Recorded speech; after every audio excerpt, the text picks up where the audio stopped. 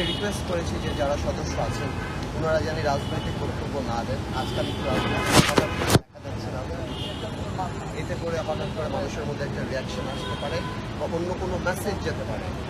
তো আমি বললাম যে উপদেষ্টারা যাতে এই জিনিসটা রাজনৈতিক অথবা এই প্রসঙ্গে বলি, এই যে বললেন যে উপদেষ্টারা রাজনৈতিক বক্তব্য অনেক কথা বলছেন, কাউকে ফিরিয়ে আনার বিষয়ে বলছেন, এবং একই সঙ্গে যারা আন্দোলনের সঙ্গে যুক্ত ছিলেন তারা আবার আন্দোলনের ডাক দেওয়ার ঘোষণা দিয়েছেন। আমি সেটাই বললাম, আপনি কিভাবে দেখেন?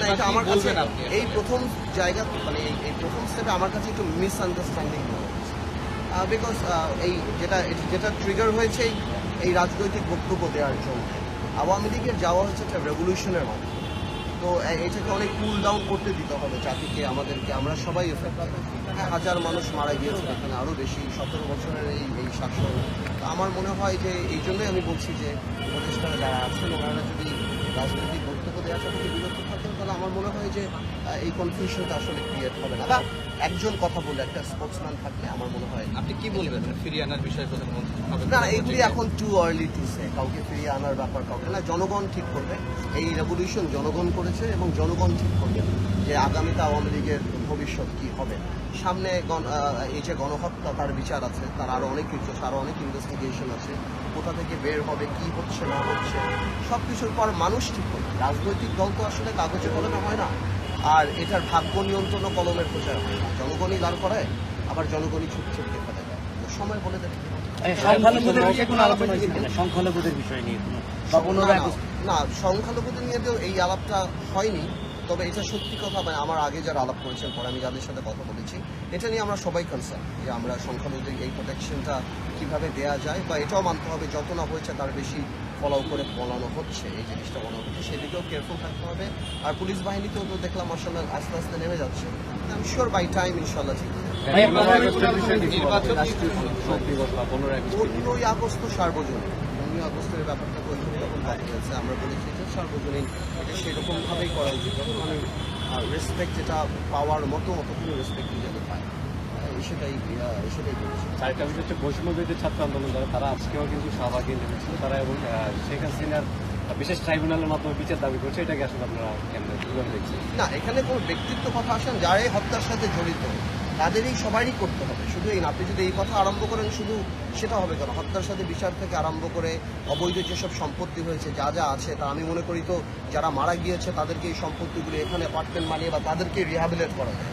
এই গত 15 বছরে যেই ধরনের দুঃশাসনে, এই ইলেকশনে যেই বেতন থেকে আরম্ভ করে, ভাতা থেকে আরম্ভ করে যা যাই ওনারা পেয়েছে, এগুলি সবই তো অবৈধ। কারণ constitution spirit is representation of by the people, ওগুলি তো ছিল না।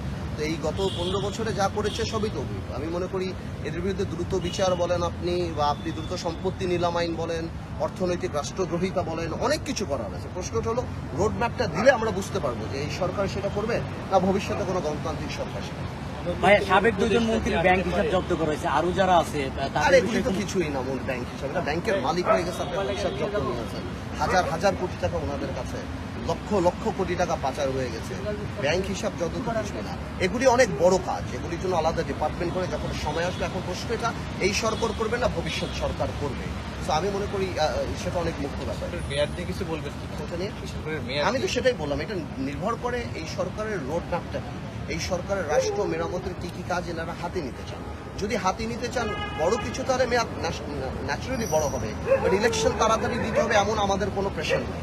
আমরা যদি মনে করি ভালো কিছু ওনারা করতে চান, আমরা ওনাদের পাশে আছি। বিকজ রেভলিউশনের পরে যে সরকার, আমরা সবাই এটার মধ্যে কন্ট্রিবিউট করেছি। আমরা 17 বছর কন্ট্রিবিউট করছি। আমরা চাই ভালো কিছু যদি ওনাদের হাত দিয়ে হোক। আমরা সবাই এখন রাষ্ট্র মেরামতের সময়, আসলে সবাই মিলে দেশ গড়ি, এটা হওয়া উচিত স্লোগান। সুতরাং আমরা সব কিছুতে ওনাদের পাশে থাকবো। বাট এগেইন আজকের জেস্টারটা খুবই ভালো, উনি আমাদেরকে দেখেছেন, আবার সেপ্টেম্বর মাসে আমাদেরকে ডাকবেন। এভাবে যদি রাজনীতিবিদদের সাথে এই ইন্টারাকশনটা থাকে, আমার মনে হয় ইনশাল্লাহ আমরা যে লক্ষ্য নিয়ে আসছি আমরা সেটা করব। এইটা তো অবশ্যই নির্ভর করবে যে আওয়ামী লীগের অপরাধের ম্যাগনিটিউডটা কি। এখনো তো বের হয়নি। এখন আমরা জানি 1000 মানুষ মারা গিয়েছে বা 600 মানুষ মারা গিয়েছে।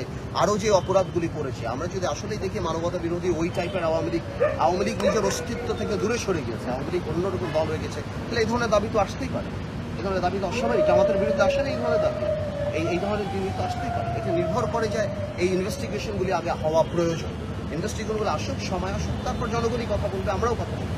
ঠিক আছে, নতুন কোনো উপদেষ্টা কি নিয়োগ হচ্ছে বা হবে?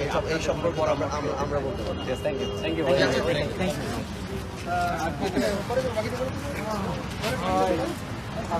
ইউ।